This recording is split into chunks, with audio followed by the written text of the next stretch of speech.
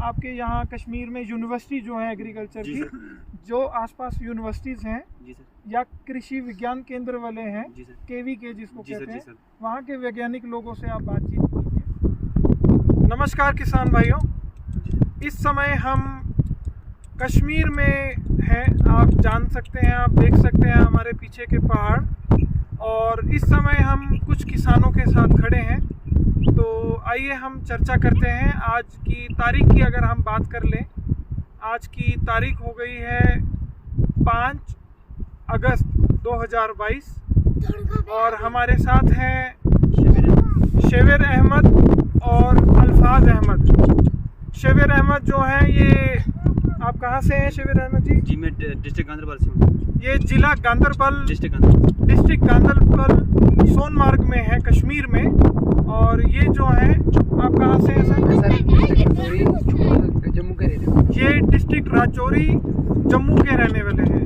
तो हमें बहुत ही अच्छा एक एग्जाम्पल मिले हैं कि कैसे खेती करेंगे। ये अपना लाइव एक्सप्रेशन हमको एक बताएंगे, हमको बताएंगे कि किस तरीके से यहाँ खेती की जाती है, कौन कौन से खेती में क्रॉप से लगाते हैं।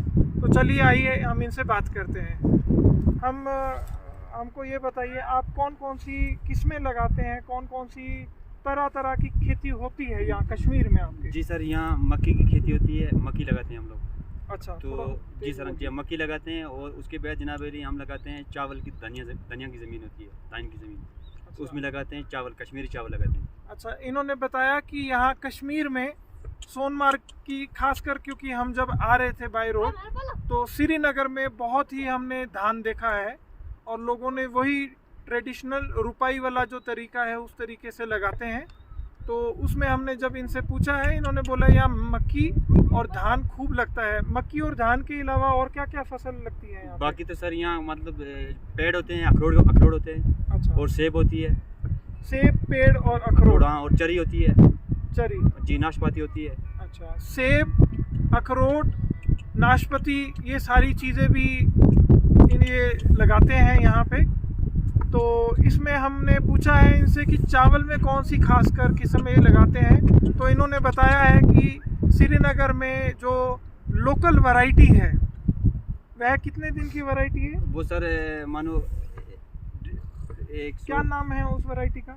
वो मानो टोटल उसका ना, जो कश्मीरी चावल है वो मतलब एक 1.5 महीने, मतलब 150 दिन के बाद तैयार होता है वो लगभग। अच्छा, 150 दिन की किस्म इन्होंने बताई है चावल की, और कश्मीरी चावल के नाम से ही फेमस है। अब वो कहाँ से सोर्सिंग करते हैं वो ये जाने, लेकिन ये चीज़ है कि बहुत ही अच्छे तरीके से इन्होंने लगाई थी। चावल जब लगाते हैं उसमें कोई ऑफ टाइप का पौधा निकलता है, कोई बीच में कुछ घास निकलती है, कुछ निकलता है, उसको फिर वही लेडीज को लगाती है, जेंट्स को निकाल देते हैं।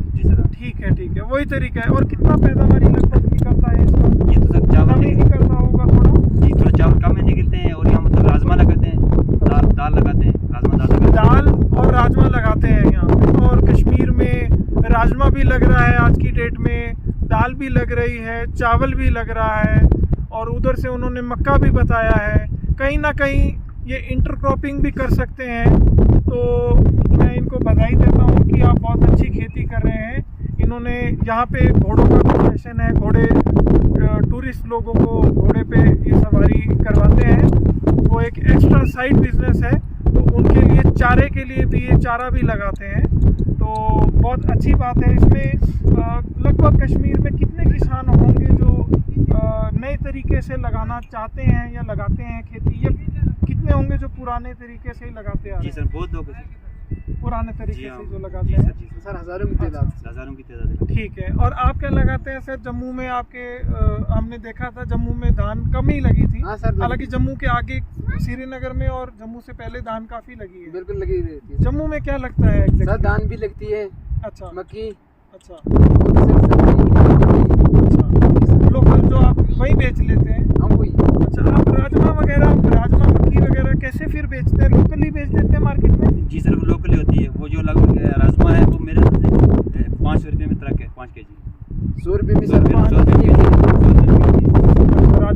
सर राजमा इन्होंने बताया मार्केट में जो बिकता है। जी सर, राजमा इन्होंने बताया 100 रुपये पर केजी में राजमा ये बिकता है यहाँ से।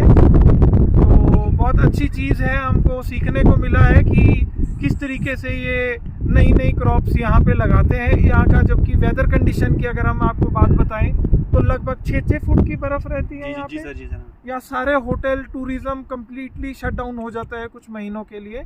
और कितने महीने लगभग ये खेती वाला सिस्टम रहता है आपके यहाँ पे? ये तो सर मानो रहते हैं 4-5 महीने रहते हैं बस। उसी में आप गुजारा कर लेते हैं। अच्छा जी सर। इन्होंने बोला 4-5 महीने ही होता है 12 महीने में, एक साल में इनके पास, जिसमें ये सारी वैरायटी सारी तरह की फसलें लगाते हैं और उनको बेचते भी हैं। क्योंकि बाकी टाइम जो होता है यहाँ खूब बर्फ़ होती है, 6-6, 8-8 फुट की बर्फ़ होती है, सारे होटल सारा टूरिज्म बंद हो जाता है। 6 महीने बर्फ से ढका हुआ होता है। 6 महीने बर्फ़ से ढका होता है, 6 महीने ये कम्प्लीटली काम करते हैं। तो आपको भी बहुत बहुत बधाई, आप भी अच्छी मेहनत कर रहे हैं जम्मू में और इंशाल्लाह अच्छे से काम कीजिए, थोड़ा और अच्छे से कीजिए और नए नए कोशिश कीजिए।